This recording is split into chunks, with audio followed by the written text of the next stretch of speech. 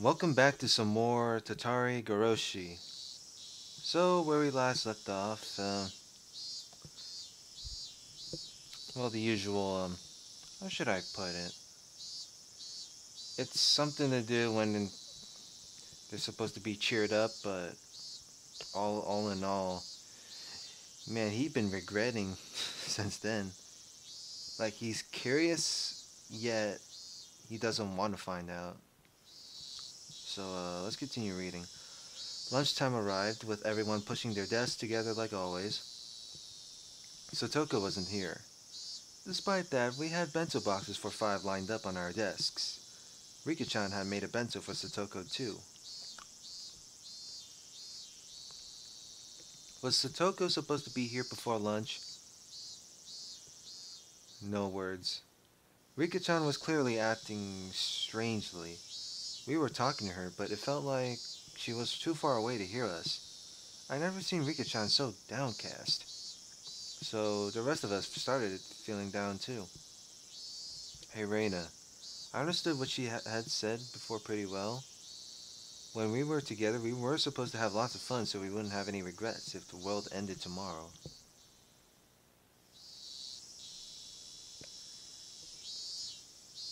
And yet, while I just resolved myself to do it, now we can't all be together. What the hell? Yeah, I don't. Because it was just so sudden, wasn't it? I mean, yesterday was fun, so who could believe it would all end today? No volcanoes had erupted and no earthquakes or fires had happened either. The cicadas were making the same noises they did yesterday, and the sun remained bright in the sky. It was the same normal day as always. So then, why? As I pondered, Reina's chopsticks reached in front of my face and stole the fried chicken out of my bento. If no one else wants it, Reina will take it. Delicious. Reina tossed the entire piece into her mouth and began munching on it, her expression one of bliss. Tuh, I'm such an old man. Reina got a leg up on me. Alright, this old man's taking this bit of steak here. Meep, all my food is gone except my rice. Rika-chan, also behind the curve, smiled again and went for someone else's bento. As I sat there, dazed at how quickly everyone had changed, Reina sent a wink over to me. Come on, Keiichi-kun. Live life to the fullest. That way, if a volcano erupts tomorrow, it'll be okay. This is serious. I'll be damned if dried plums and rice are the only things I have left for lunch. I'm taking that meatball. I stuffed the meat into my mouth and constructed a clumsy smile. I played along as if trying to fool myself. But as I did, it rapidly became less and less of an act. Satoko still wasn't here, but at some point we had regained our lively lunchtime. We had fun, we smiled, and we fooled around. Thanks everyone. This was definitely the best thing to do. This way, when Satoko suddenly dropped by, we could welcome her with our best smiles. The more I smiled, the more I felt the anxiety from this morning clearing away. Wasn't there a proverb that went something like fortune comes in by a merry gate? I think so. If it's true, then this old man will roll around the floor laughing 24/7. Reina thinks it's true. If you laugh every day, it'll be fun every day. Reina has a way with words. Then, should we try it out? Everyone took a deep breath, then brought their faces together, locking shoulders. And then... oh, they're all laughing. Everyone laughed uproariously from their stomachs, trying to laugh out all the bad stuff accumulating in them. By the time our bento boxes were empty, everyone was right as rain. No, ain't that great. So it just ended like that? Oh man, what now? Having heard our friendly banter, Tomita-kun and Okamura-kun walked up and timidly spoke to us. Excuse me, Mabara-san. Sorry to interrupt your fun, but we need your help with something. They grinned dryly and scratched their heads. What could it be? Want to know how to remove the censor bars in porn magazines? By the way, don't believe what you hear about butter during the trip. Total superstition. You can't use an eraser either. What? Seriously? That's not what we're here for, said Tomita-kun, elbowing Okamura-kun. Actually, our ball got caught in the gutter on the second floor. We were thinking you might be able to reach it since you're tall. I see. Asking an upperclassman for help comes with its own price, you know. I'm not cheap. You can't buy me out so easily. Tomita-kun and Okamura-kun conversed for a short time, then gave their reply. We'll give you the right to take a nap during class, my Bara-san. How does that sound? What do you mean? I can sleep during class whenever I want. Why do I need your permission for it? Oh, no you can't. The next time you take a nap, we'll tell Sensei about it. I see, how sly. You little. Where did you learn to bargain like that? Sorry. It was just a little joke. Come on, Kei-chan. Why not just cave into your understatement's threats? Now Mion was getting on my nerves. Suddenly it came to me, and I took Tomita-kun and Okamura-kun's hands. Alright, I surrender. I'll get your ball for you, so give me all the rights to nap time. Huh? Oh, okay. Look, Mion, I now have the privilege. But you don't, do you? Tomita-kun? Okamura-kun? Tell on Mion as soon as she falls asleep. Oh boy. Oh freaking boy. Got it? Yeah. Reina and Rika-chan began to cackle at Keiji-kun's victory. Oh, we're outside. I wasn't sure how the ball managed to get stuck up there, but it was planted firmly in the school building's second floor gutter. Hand me that stick. I should be able to reach it. Here we go. I took a bamboo pole and poked the ball with it. Damn, it's hard. Come on. Oh, he got it. You got it, my Bara-san. Thank you so much. The ball rolled down the gutter and fell down behind the school building. My underclassmen ran over in that direction, leaving me by myself. Mission complete, I guess. Sheesh. There was still a lot of time left until lunch break was over. Guess I should go back to the classroom. I don't absorb myself in a silly conversation with everyone and wait for afternoon classes. Just when I thought that and turned towards the entrance, someone suddenly called out to me. Oh my god, well, it's Mr. Oishi-san. Holy shit. Hello there. Good day. Sorry for bothering you during your lunch break. It was a middle-aged man I didn't know. Oh my god, you don't even know the dude? Or maybe I passed by him a few times and I'd seen his face, but I didn't know him. When his half-smile deepened, something within me shuddered with fear. There was no basis for that, no reason, but I shuddered. I was somewhat confused about those emotions, not quite understanding them myself. There was one thing I could say though, nobody but teachers and students should be at school. This person shouldn't have been here. I felt less of a tremble and more of a sense of dread, like a brilliantly colored poisonous caterpillar were crawling across my forehead. A feeling of disgust that neither itchy nor gross could describe as the frizzly, dreadful hair rubbed against my brow. I didn't even want to see his face. I wanted to jump backwards and run away, an unpleasant feeling for which I didn't even know the cause. The other side of myself has nothing but questions. Hey, what are you doing? What are you disgusted by? This is the first time you've met him. It's rude to hate someone for no reason. No answers were coming. I held my silence, waiting, a damp sweat running down my forehead. When he saw that, Oishi thought maybe it was being intimidating and gave me a relaxed smile. Oh, please excuse me. I'm no one suspicious, I assure you. I'm Oishi from the Okonomiya Police Department. Well, you already told me that. I already know since the couple chapters. Wait, where did I put my card? Huh? What? This is... what? He fished through various pockets and finally found his police ID and showed it to me, grinning dryly. He may have been trying to use those clumsy seeming actions to ease my anxiety, but I could definitely say it didn't work. Why was I this nervous? There was a reason, of course. If I wanted today to be the same as before, then today didn't need someone who hadn't been here back then. The fact that the man who wasn't here yesterday showed up today meant that today would be a different day than those before it. That would mark the end of the fun and happy days. I gulped and erased that ominous conclusion from my mind. Calm down, Keiichi Mabara. It's just an old guy who looked kind of perverted and came from the police department. Don't go deciding that the fun times are over. He just came here because of his job. Yeah, just for his job. If he's working, then he would normally go to the teacher's lounge, right? The fact that he spoke to me, yes, it must have been asked where it was. When you're looking for the teacher's lounge, you just have to go through the entrance, and I didn't want to look at this man for another second, so I started pushing things along. Oishi, however, didn't seem to have any interest in the teacher's lounge. Oh no, I don't have anything to do there. Could I get you to call a friend of yours, if I may be so bold? Gee, I wonder who. A friend? Who? A girl. Could you call Satoko Hojo-san from me?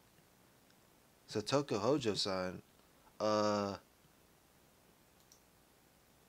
My consciousness grew faint, like I was about to pass out. Yes, my anxiety was realized. The dreadful, disgusting caterpillar was looking at me, about to crawl into my ear. Its frizzly, dreadful hair was touching my ear cavity. That's how bad it felt. But what did the police need with Satoko?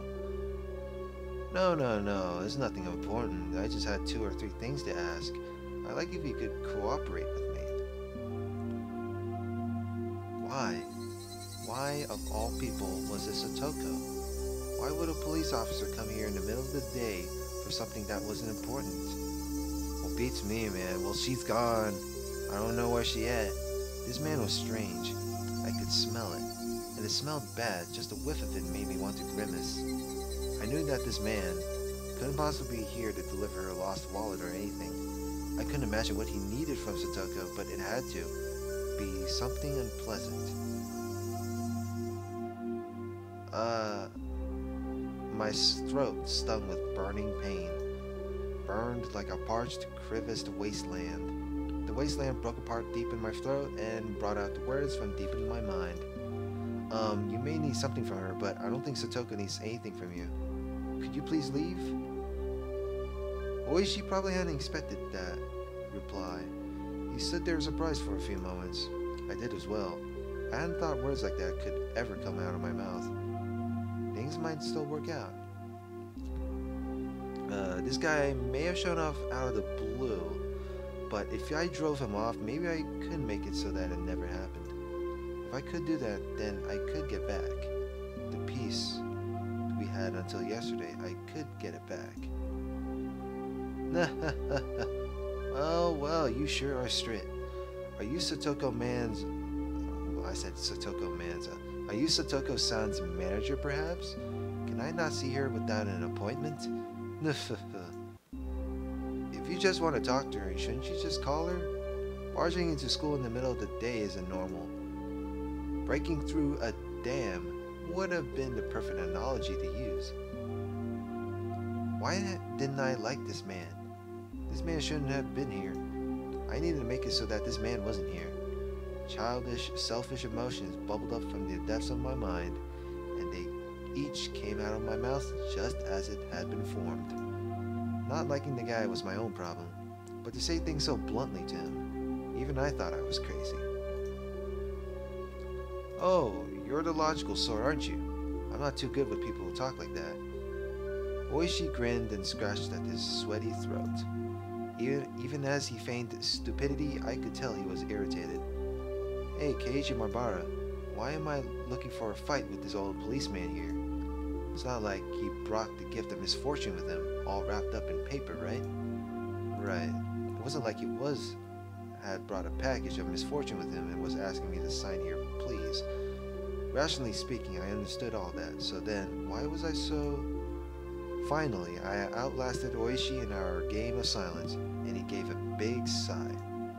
Then he addressed a few of my female underclassmen running around nearby. Oh, excuse me, all of you. Do you have a moment? I'd like you to call Satoko Hojo-san if you could. No words.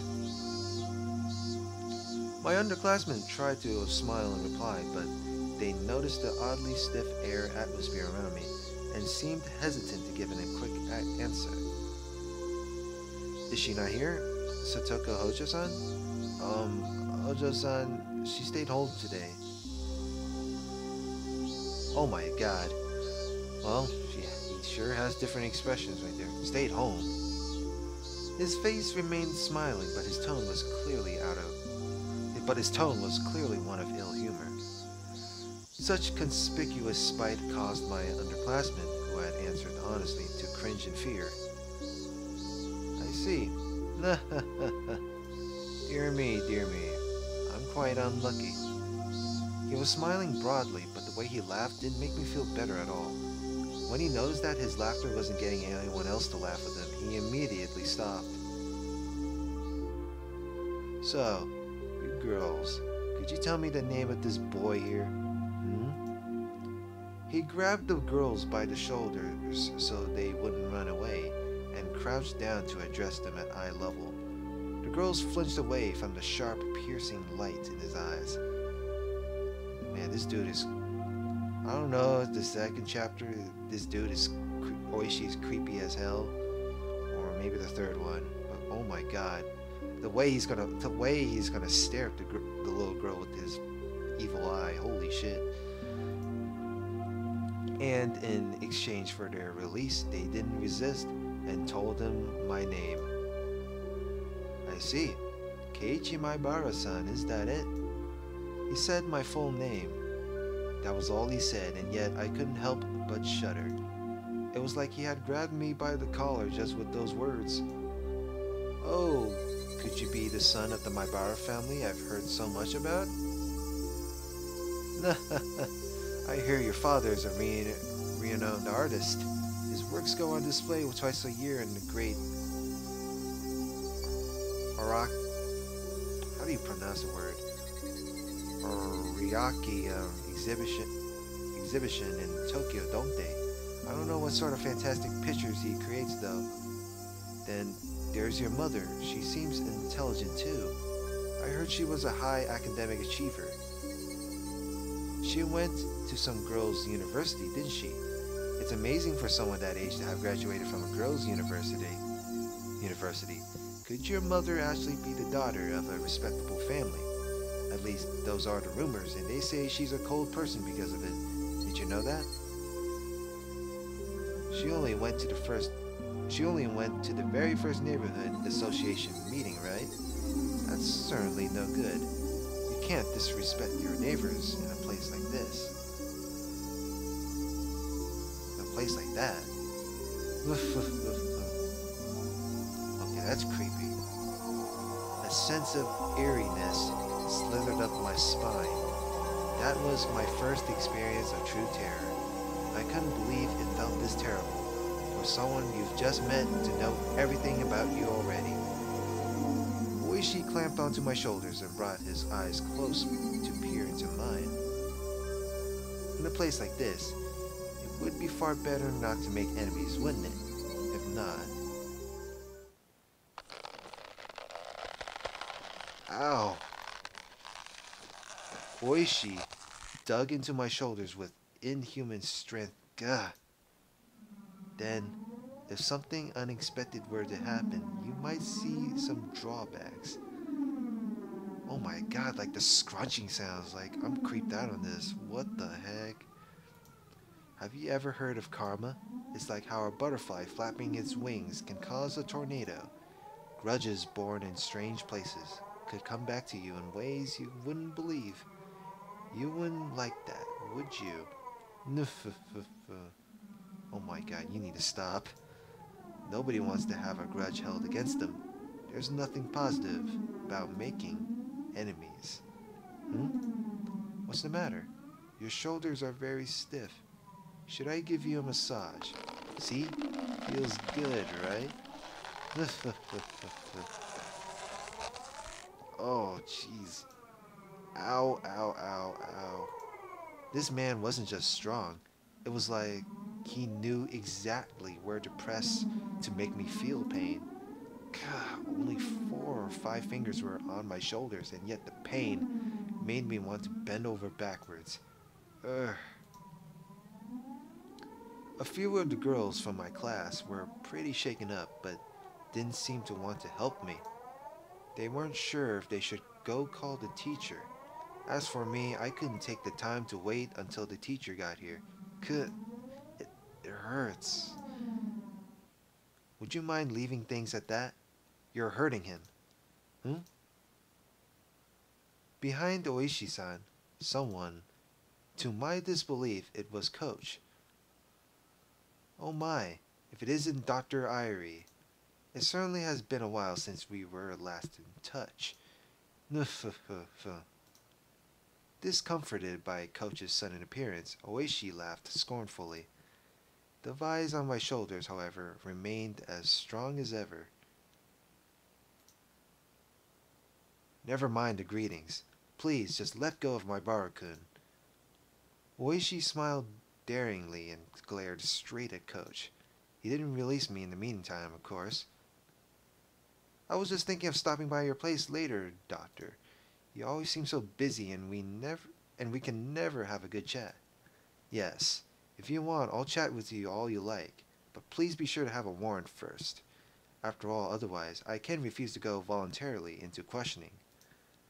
Coach didn't display a shred of the weird behavior he'd shown at the baseball game and barbecue. He stared steadily at Oishi and fought so that he would release me. His chances were terribly bad, of course.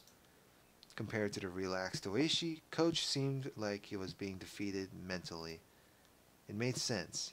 Coach had a somewhat narrow stature, but Oishi's body was packed with muscles. It wasn't even a contest, but Coach was fighting for me without taking a step back. Beads of sweat formed on his face, and though he paled, he was fighting for my sake. No words. Suddenly, Oishi laughed and let go of my shoulders. My body exhausted, I fell right onto my backside. My Barakun, are you alright? Damn it. Ah. I rubbed my shoulders where Oishi had latched onto them. The pain from falling over went away quickly, but this pain was lingering. Are you alright, my Barakun? This is terrible. Shit, ow, ow. I was just giving him a little massage. My Bara-san, aren't you over-exaggerating a bit? Boys have got to learn to man up. Wow. Chapter 2 went from a scary guy into an ass, and then Chapter 3 it made him into an asshole. Holy shit. I wanted to retort, but I couldn't think of anything witty. Can you lift your shoulders? Are they in pain? If you're really hurt, then you should have a proper checkup. Let's just go to the nurse's office. Coach lent me his shoulder and walked beside me. What an exaggeration. I'd be the last person to do any sort of permanent damage. Right? I am still an active police officer, you know. Come. I don't know what you needed to be here for, but if you're finished, then please leave. I'm going to complain about this directly to the chief, so please keep that in mind. Oh, that's a problem, ain't it? Oishi-san waved his hand sarcastically, pivoted around, and headed to the car, parked by the school gates. And without turning back around, he got in and started the engine. This is like Harvester all over again. The frickin' cop is being a dickhead. Damn it. Who the hell was he? Damn it. He's a detective named Kurado Oishi, and a hooligan. Everyone in the village hates him. My Bara-san, you should be careful too. Kurado Oishi. Just like I thought, my gut instinct wasn't wrong. He would be the one. The one to bring unhappiness, misfortune, Something that would ruin our peace. Shit, I won't accept it. All these fun days can't possibly end just because some guy like him showed up. I won't. I won't accept it. Coach seemed to be familiar with the school, so he brought me to the nurse's office without much trouble.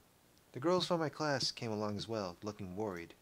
Our teacher and the principal, having noticed the disturbance, came to see what was the matter.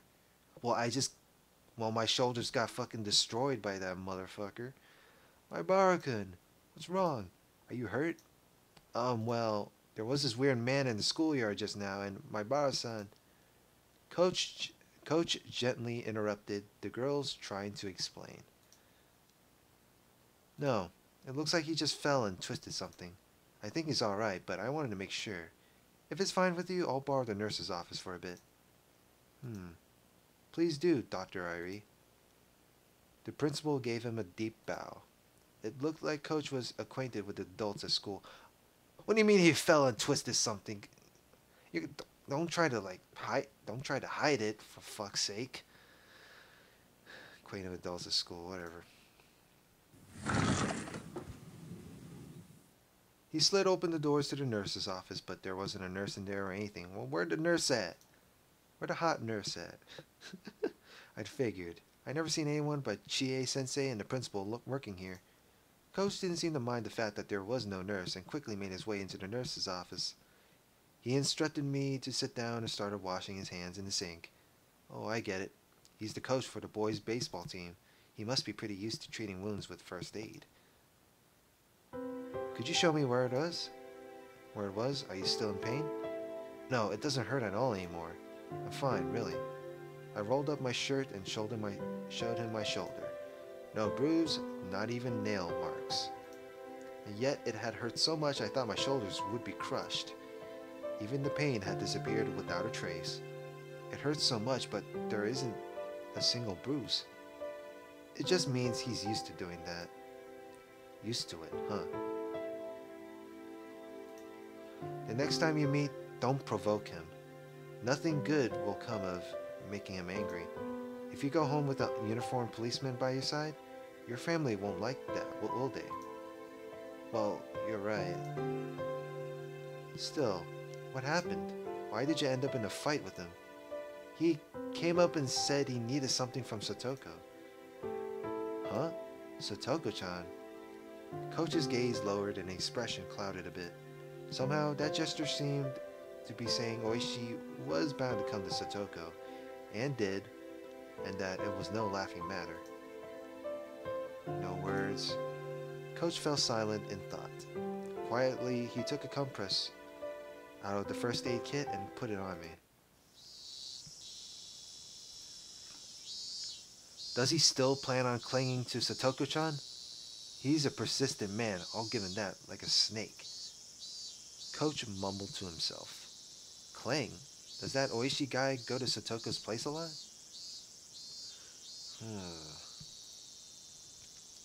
Coach didn't answer, but the lack of a denial served well enough. What on earth did a policeman, probably a detective or something, need from Satoko? What mistake had led a detective to cling to the sweetly smiling Satoko? My Bara-san. Oh, right. You just moved here, didn't you? Yes, I did, but... Have you heard anything about Oyashiro-sama's curse and about Satoko-chan? Oh my god, there's like silence. I thought there's gonna be like some scary noise. Well, I knew a few things about it, certainly. Oh god. Satoko's parents were damn proponents, and their accidental death was because of the curse. You mean that? Coach smiled thinly and dryly. So you know, he said, dropping his gaze. If I recalled correctly, there was an accident on a viewing platform at the public park she'd gone to with her family, and her parents died. And then it was just big brother and little sister. And then she was with Rika-chan and, when they lost their parents, Satoko-chan and her brother Satoshi-kun were given to their uncle and his wife to care for them. Uh, oh, is that so? Their parents died in an accident, and Satoshi ran away, leaving only Satoko to start living with Rika-chan. I'd known that much, but this was the first time I heard they'd been brought to their uncle and aunt. Their uncle was Satoko-chan's father's younger brother.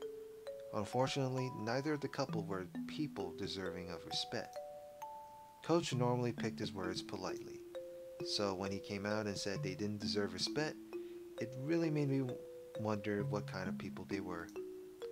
As soon as Satoko-chan's parents came out in support of the dam, their uncle and aunt took on a lot of the shame in the village as well.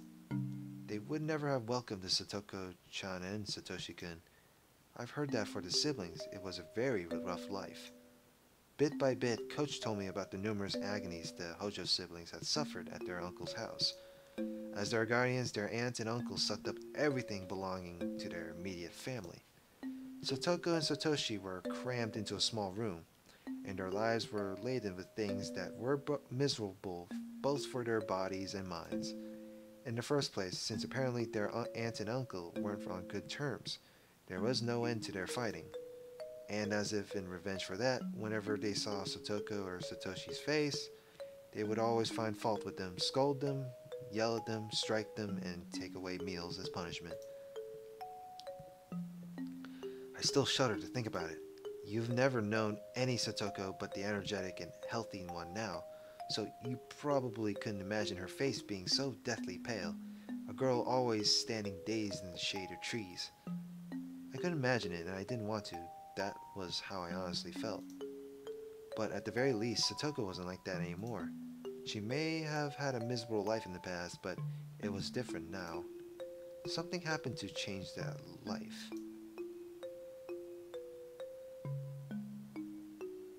Last year, on the night of the Watanagashi festival, their aunt died. She was beaten to death with a baseball bat by a drug addict. Rumors spread of the curse having killed an enemy of the village on the night of the festival. This death wasn't a simple homicide either. They whispered that it was actually Oyashiro-sama's curse. A few days later, the deviant arrested for drug use confessed to further offenses and the incident was resolved. However, though it was resolved, no one knew whether the part about it being Oyashiro-sama's curse was true or not. Their uncle is part of Hanamizawa, after all. He apparently grew incredibly frightened of Oyashiro-sama's curse and went into hiding. From what I've heard, he's staying with a lover somewhere in Okonomiya.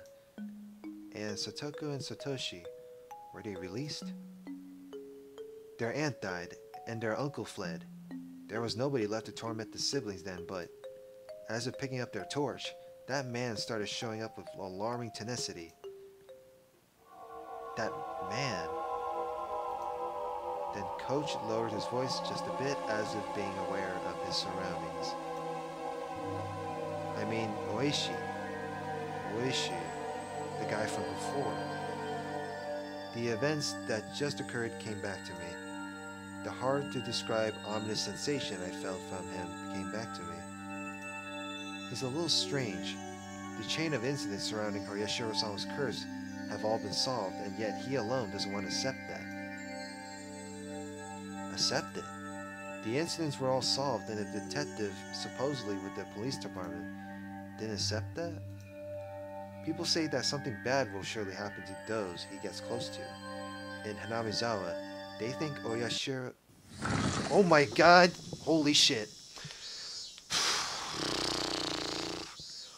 Oh my god. You know what? That scared the crap out of me. What the fuck? I was about to read, and then Mion just randomly pop out of nowhere. Oh my god.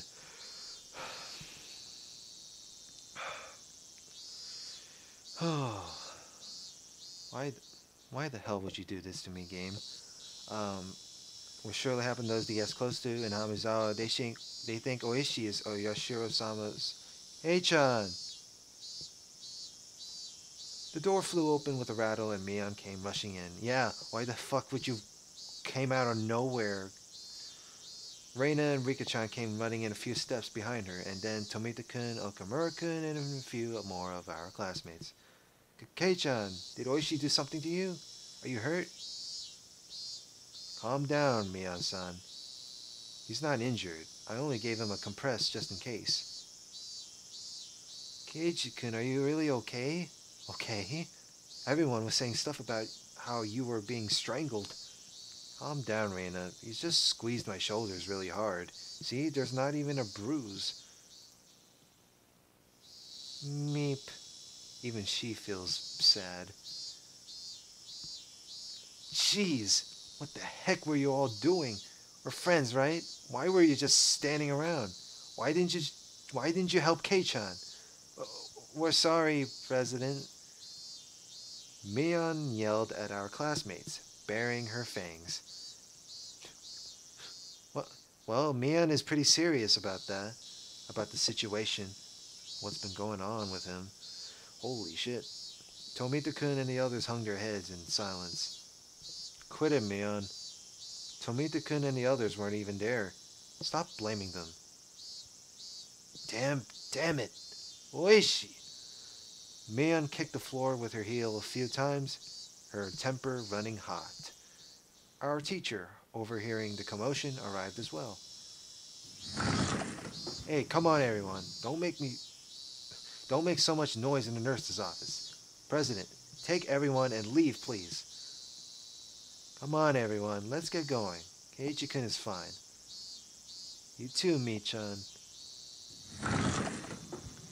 Mion was letting her emotions get the best of her, so Reina stepped in instead and led everyone out of the nurse's office. The detective from Okonomiya Station, Kurado Oishi. It looked like the first impression I'd gotten from him hadn't been mistaken. Sotoko's absence had amplified the vague apprehensions I'd felt since yesterday, and Oishi's appearance basically sealed the deal. Alright, I'll get going. I originally came here for Chie-sensei. Ah, so you had something to do here. Sorry for causing you trouble. Don't be so humble, he said, smiling easily. There was a side benefit to all this. I was lucky enough to experience so much of your soft, silky skin, my Barakun. Oh god, please don't be embarrassing in a situation like this. With the usual for Coach anyway parting words, he instead continued. Please excuse me. You weren't wounded badly, but please avoid putting pressure on your shoulders, or anything along those lines. If you get a high fever or it starts to swell, contact me right away, okay? I don't think it'll happen, though. Oh, that's right, Coach. Before everyone came in, you were going to say something about what people think Oishi is to Oyashiro-sama. As he was about to leave the nurse's office, Coach placed a hand on the door and stopped. Right. They think he's Oyashiro-sama's servant.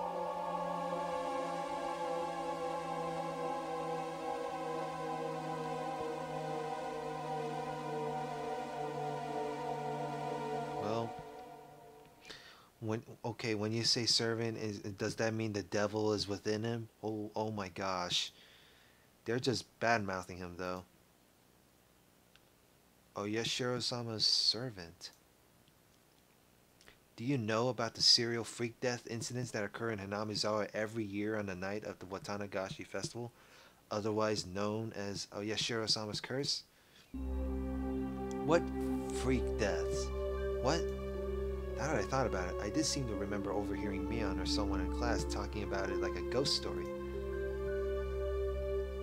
On the festival day in June, one person would always die, and another person would be spirited away, but they seem to call it demoning away here. What a fine story that was. I figured they made it up to scare me, but it was true? I don't have any idea who first suggested this, but at some point everyone started calling Oishi or Yashiro-sama's servant. Why? Because the rumors go that he decides the sacrifices for the curse every year. Whenever June came around, Oishi would start paying frequent visits to Hinamizawa. Because Oishi had been had been persistently questioning most of the dead or disappeared people. 4 years ago, it was known that the victim of the dismemberment rumored to be the sacrifice had been seeing Oishi numerous times leading up to the incident. The sacrifices 3 years ago were Satoko's parents. Right before their accidental deaths, Oishi had apparently visited their home. The one who disappeared 2 years ago was Rika-chan's mother. And again, people know that before she vanished, Oishi had been talking to her extremely frequently. The one who disappeared last year, Satoko's older brother, oh my god, Satoshi too, had apparently been approached by Oishi many times before he vanished. And then this time Oishi was trying to contact Satoko. This isn't a freaking joke. There are rumors, by Baro-san. There's just some rumors to that effect. No words. I hadn't said that because of the rumors of Oishi being Oyashiro-sama's servant, or his contacting someone, foreshadowing what would be the sacrifice that year. It was because the ominous hatred I felt towards Oishi was becoming more substantiated, more real. Today, Satoko, she was absent today, wasn't she? Wait, really? That looked like news to Coach. I had thought he might know why Satoko was absent today, but... Then I'll get going. You should go back to the others and put their minds at ease. You're right. I will. Clatter. Coach left the nurse's office and headed towards the teacher's lounge.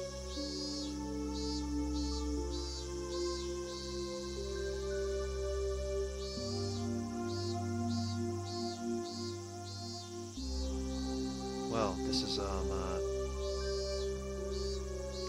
pretty drastic right here. Let's see, I got new tips, research notes, and Oishi's post a memo. And oh, I recorded long enough. Alright, so that was end of part 5 of Tatarigoroshi. So next part, we're gonna view some new tips and continue on to the next part of the game. So we got research notes and the post memo. So what happened there was pretty oh my god, I hate that music, it's scary. Okay, so like, comment, and subscribe. See you guys later. Have a good one.